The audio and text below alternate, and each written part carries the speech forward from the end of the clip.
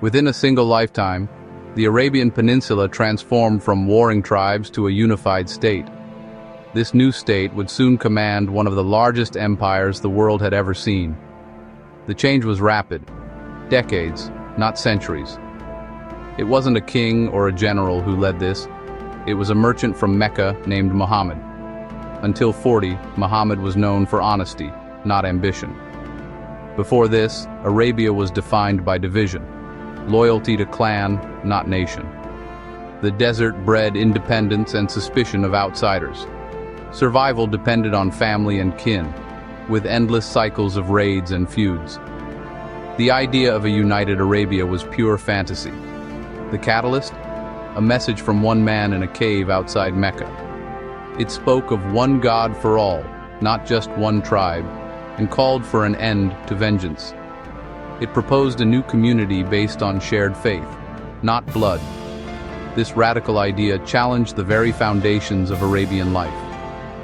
The rise of Islam was a personal journey for thousands who set aside old hatreds for a new purpose. Their collective decision reshaped their world and would influence all of human history. To understand this, we must look past empire and focus on the people who first heard the message. The story of Islam's rise is the story of how a divided people found unity. Before the 7th century, Arabia was a mosaic of tribes, not a country. Identity was tied to clan and tribe. Names like Quraysh, Banu Thaqif, Ghassanids, and Lakhmids defined everything. Loyalty was absolute, but only to kin. The harsh desert made group strength essential for survival. Conflict was constant. Disputes over water or a stolen camel could spark generations of feuds.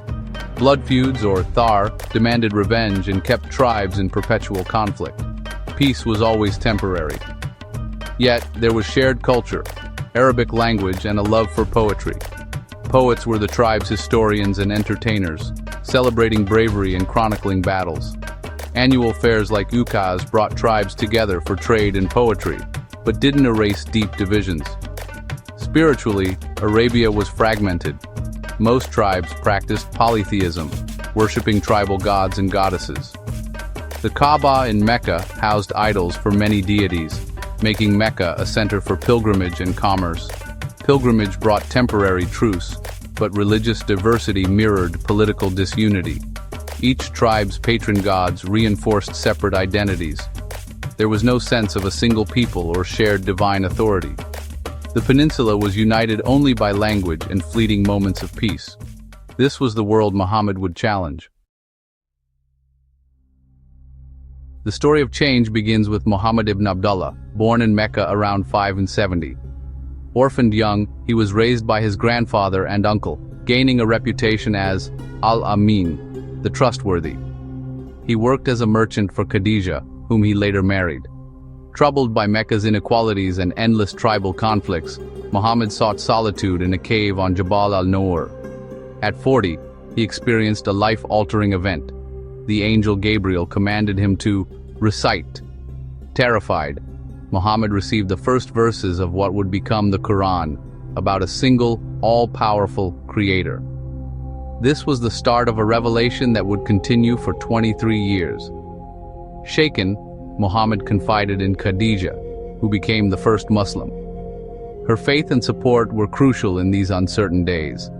The message was simple yet revolutionary. One God, all people equal, and Muhammad as his messenger. It called for justice, peace, and a return to righteousness. The message challenged the old order and planted the seed for a new world. Muhammad's experience was deeply personal, but its impact would be global. The first believers formed a small, tight-knit group. Their faith would be tested, but their conviction would change history. The message began quietly, but its echoes would soon reach every corner of Arabia. This was the birth of a movement, and it all started with one man in a cave. Islam's message was first shared in secret with a trusted few, Khadija, Ali, Abu Bakr, and Zayd.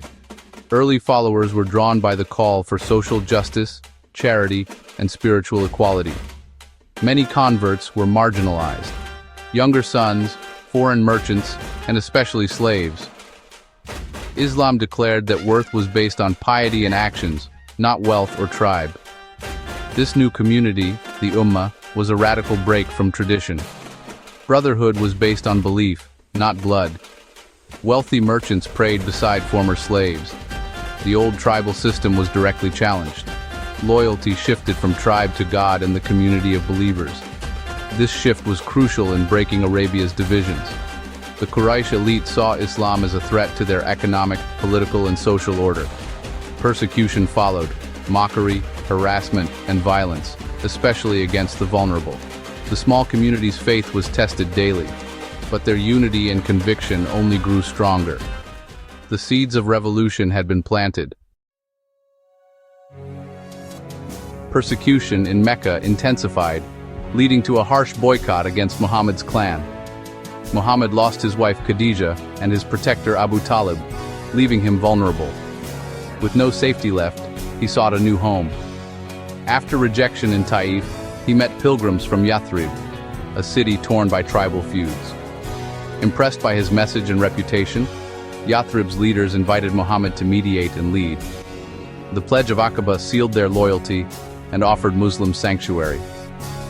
In 622, Muhammad ordered his followers to migrate to Yathrib in secret.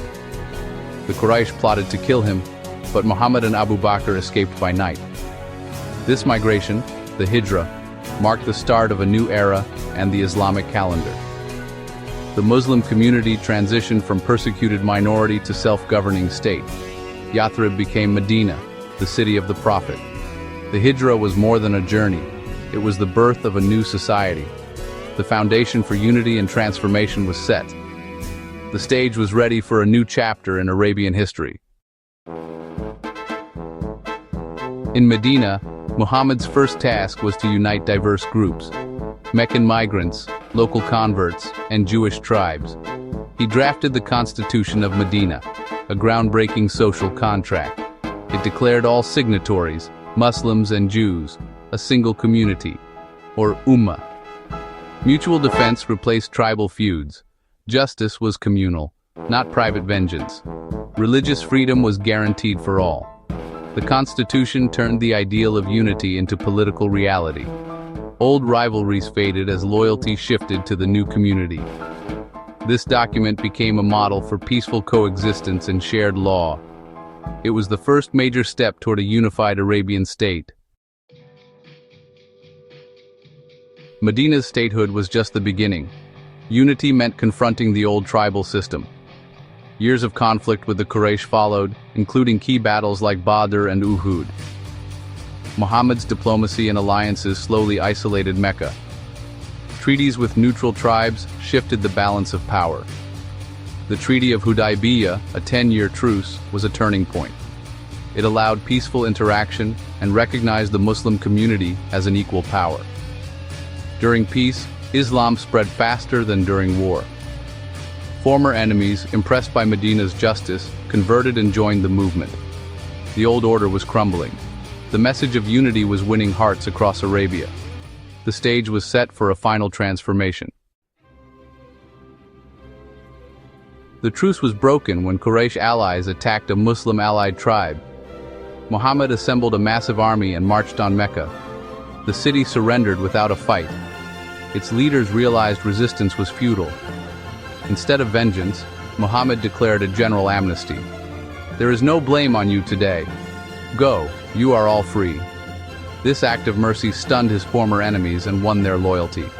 Muhammad entered the Kaaba, destroyed the idols, and rededicated it to one God. The era of tribal polytheism ended. Mecca embraced Islam. The spiritual and political heart of Arabia was now united. Mercy, not conquest, sealed the victory. After Mecca's conquest, tribes from across Arabia pledged allegiance to Muhammad. The old system of tribal fragmentation vanished. Arabia was united by faith and purpose. The Quranic message brought social change, ending infanticide, granting women rights, mandating charity, and replacing vengeance with justice. When Muhammad died in 632, Arabia was transformed. Unity replaced endless conflict, and a new energy propelled the people outward. Within decades, they built an empire from Spain to India. The message that began in a cave became a global force, shaping art, science, and law. The world today is deeply influenced by this revolution. One man's message of peace and unity changed history. Join us as we explore more stories that shaped our world.